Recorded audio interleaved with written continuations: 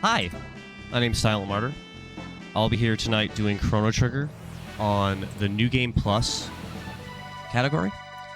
In this run, we will be using a pre-curated list of everything we need to do this run from the file itself. So we'll be loading a preset file. We will be really only touching upon Chrono in terms of combat.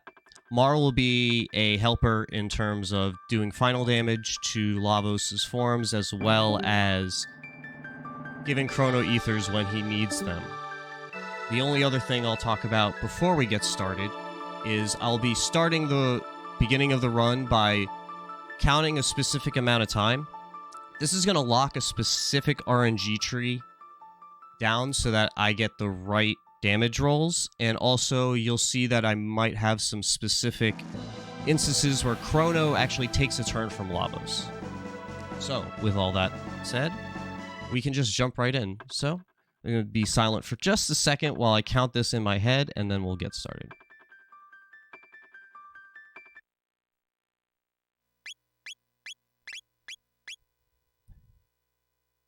Okay. So we want to do wait and mash through the start. Normally in a longer RPG, we would run the number of characters down to 1, but that's not as important today. New Game Plus is such a short run that we really don't need to. You'll notice I haven't started the timer yet. That is on purpose. New Game Plus run timer does not start until we actually gain control of Chrono. So we will wait until Chrono's mother's last line, and then we'll start the timer. The minus 0.7 or minus 7.17 seconds keys up to that difference exactly, making it so we don't have to hit the timer right when we start moving. The beginning of the run's pretty simple. We're just gonna go straight into Marl, just like you would do at any of the other runs. So here we go. Let's get started. And really quick, silentmartyr, for all those watching, we did hit the incentive for the developer's ending for Chrono Trigger. Yes, so we will be going through the entire ending, and I'll be showing you all the different stuff that the developers told us. Normally, we'd run this in the Japanese. However, mostly just due to the fact that it's faster text scrolling with the kanji versus English. But, you know, it's a little harder to read that. So I figured that was a great incentive, and thank you guys so much for helping us reach that. So we want to stop Marl when she gets close to Chrono's body there. This will get her so that she stops right in the middle of the staircase, saving us a little bit of time so that we don't have to run further away. Again, we just want to mash through the name stuff. We don't really care at all. Ideally, we wouldn't even see it, but it's very hard to get frame perfect on that. So now we're going to equip at the shop here. Chrono getting Rainbow, Haste Helm, Nova Armor, Prism Specs. Marl getting Prism Helm. Nice, getting Candy Skip. Normally that's a very long sequence. Oh, and I'm split, that's fine. Normally there, Marl stops you for a long time, and you have to talk to the Candy Lady and wait for a bit. We don't do any of that. We just skip it. And then there, we're going into the menu, set the battle speed to 2, and set the memory cursor to memory. So we'll see here if we're on RNG or not with the damage Lavos does from its destruction from the Heavens attack. If we're on the right number, Marl will get 493 damage done to her. If not, it's fine. We'll have backups. It won't kill the run. It'll just change what strategies we have to do to get through. So 494 is just a bit off. I was probably like half a moment too late on the timing there. But that's okay.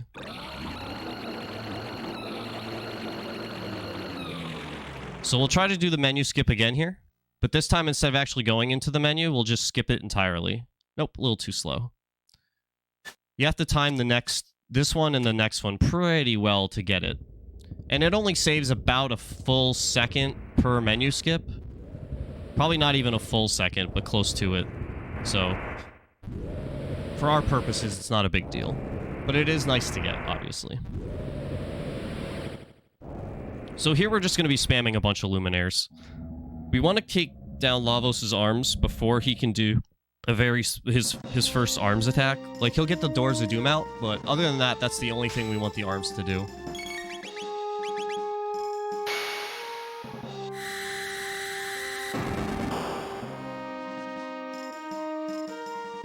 So as long as we get the arms killed before they get their second turn, we'll be okay. Lavos will get an extra attack in, most likely, but it won't do anything as long as those arms don't get in. So we should be okay if we can do that. And we do. So we're fine. Alright, so we might lose a little time, but the worst way you can lose this run when you're off the RNG is to have the hands throw sickles at Marl, and that would kill her. And then you have to spend a turn reviving her. So we wait for Lavos to use its obstacle attack, as it also lowers its defense for the center bit. Otherwise, we'd be doing like 300 with Luminaire. Now we're doing our full like 6,000 plus. And then we give Chrono his first mid-ether, or sorry, first hyper-ether. And then we're going to spam Luminaire a couple more times and then wrap up with Ice 2. I don't think it's going to do enough damage to kill. The damage to kill is actually incredibly tight for this fight, and if you're off the RNG but still get all the turn orders correct, you still might not get it on damage. But we'll see what happens here. It's not a big deal if we miss it, we'll just have Chrono attack. Nope, we got it. Nice.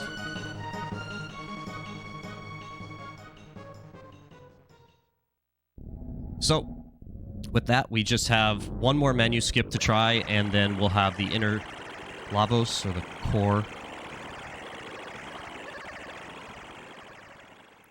It's going to be a little different to start, as we will start with Chrono Luminaring, or, I'm sorry, not yet, not Luminaring yet. He'll confuse the left bit, and then we'll have Marl attack the right bit. The Marl attacks the right bit, not for any damage purposes, but to advance the AI into taking off the defensive down and making it so that we do full damage to it a little faster.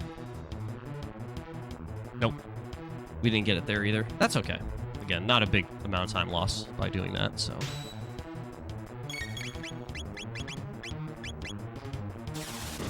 So, the right bit takes off the defense whenever it notices that one of the other two bits, left or center, is dead. So we want to make sure that we wait until that defense is shut off before we start Luminaring.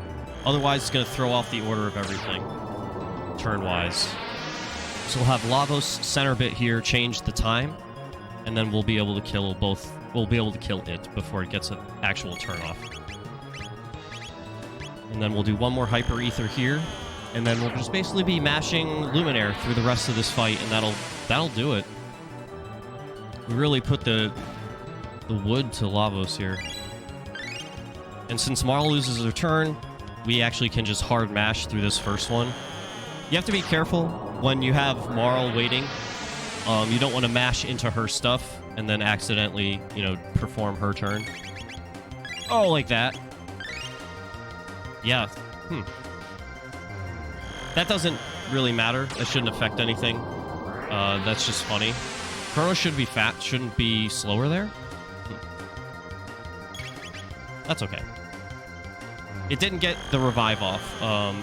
Lavos revives the other two bits, and it gets those off pretty quickly. Yeah, there it is. That is Chrono Trigger New Game Plus. Flashing lights warning for anyone who has sensitivity to that, as it's going to get a bit flashy right here. But yeah, so since we got the incentive, we're going to go through the developer's ending. This ending is earned in one of two ways. The first way is the way we did it, which is by going through the telepod right away. You can only do it before you go into the portal to go to 680 the first time. After that, it's null and void, and you would start the next ending. The other time in the game that you can get this ending is if you beat Lavos at the Ocean Palace incident. Lavos at this point is more powerful than he is at any other point in the game, and has more HP, does a more powerful, varied set of attacks, and does them more frequently. So it's intended to be the most difficult way to do it. So we'll see a bunch of different, very silly names pop up. You'll probably recognize a few of these names. This is a very impressive list of people that have been involved in this game. And a lot of these people were just middle ground people in the company at this point. It's not like they were like big time executives at this point. This was in 1995 when this game came out, so. And now there's even more endings than that.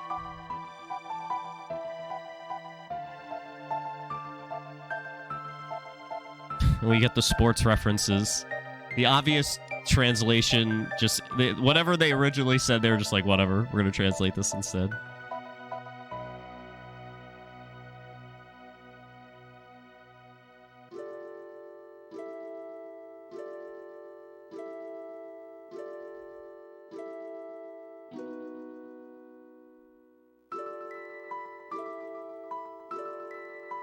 We'll notice that a lot of the developers...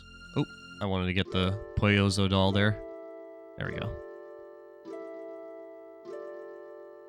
A lot of the developers will talk about how they're like... the game has aged them, or they feel like worn down. It's kind of telling about the industry at the time. And then, of course, one of the lead writers of the game has to have some very weird cryptic stuff going on here.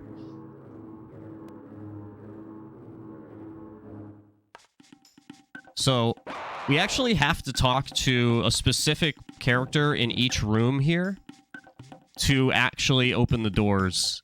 That's how the game triggers that final part of the ending. This text box is obviously talking about Ayla's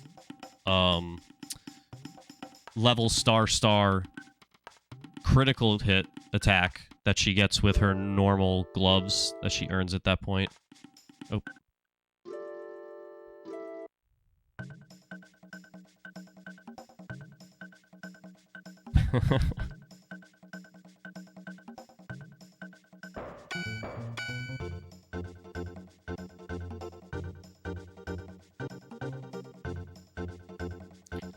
I like how the developers get to put a little bit of their own personality into this ending and just, like, have their own silliness or seriousness.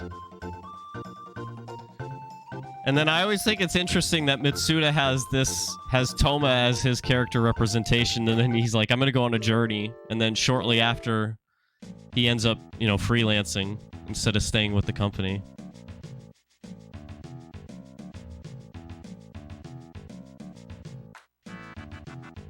Another developer talking about the difficulties. The development cycle of this game was so interesting. It's a really interesting read if you ever have the time to check it out. They went through so many different iterations of this game.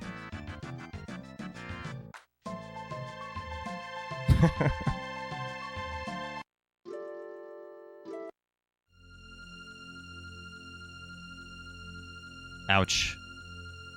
So rude.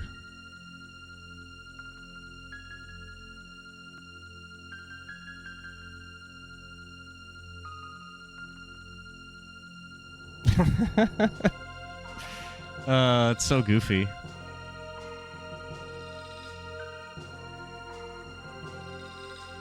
Right? And then the famous, that's just the best sprite in the game. It's so emotive and expressive. This is actually really hard to do. Like, getting over 2,000 in the bike race is absurdly difficult. 1,800's my best that I've ever gotten.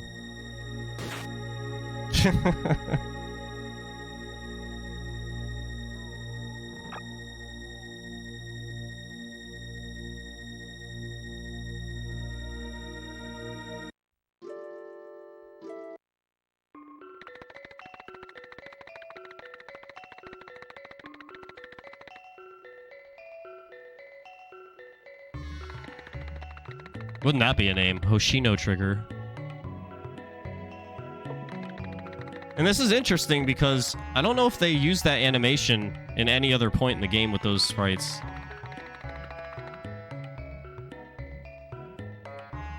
And obviously, Nomura is going to troll us by making the fake reset. Like, obviously it's going to be Nomura who does that. Just so on point. It's exactly what you would expect. Yeah, Final Fantasy II, definitely tougher than Chrono Trigger, for sure.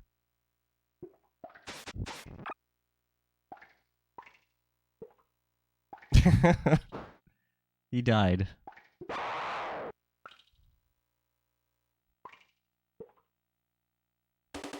That one I'm kind of curious about the translation of that one. I'm not sure if that's actually the truth. Seems kind of odd to go for the like dating app message into battle. I don't know if you can die here. Because it's so, you know, you're to get this ending, you have to be so overpowered that it seems unlikely. Because all these guys have the stats of those specific enemies. Notice how we're gaining XP and like gold in the ending. Silly.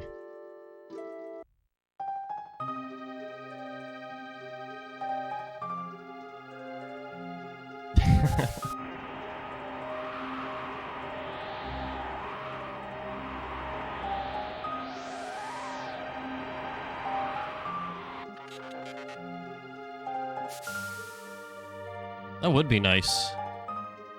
I mean, we got Chrono Cross. That was close. Alright, and that should do it.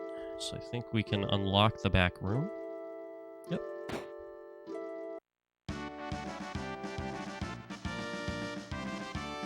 So this is where the true dream team is kept. And they get their own sprites.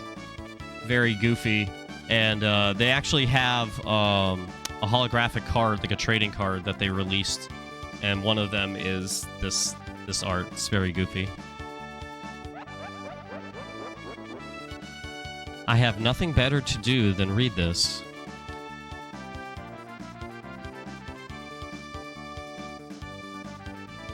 I still, to this day, have no idea what this riddle is. I can't imagine it's the actual thing he put, but...